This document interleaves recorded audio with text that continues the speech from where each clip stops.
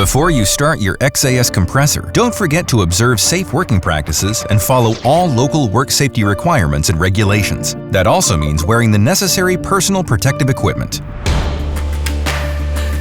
First, open an air outlet valve. Don't connect a hose yet. Open the hood and switch the main switch at the back of the control panel to on. Close the hard hat canopy again. Now direct your attention to the controller of the mobile compressor. Turn the switch clockwise to position 1. This will turn on the temperature alarm lamp. Now turn the switch further clockwise into the next position.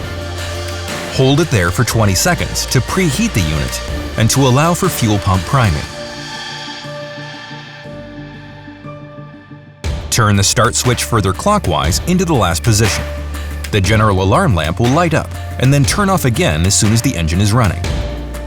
Let the start switch automatically spring back to the first position.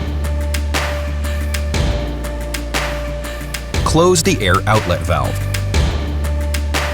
Let the engine warm up for 3 minutes. In the meantime, you can prepare your hose and tool. First, connect the tool to its hose. Then, after warming up, connect the air hose to the compressor.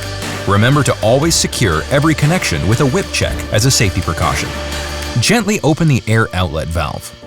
There you go! Your XAS mobile compressor is ready for action.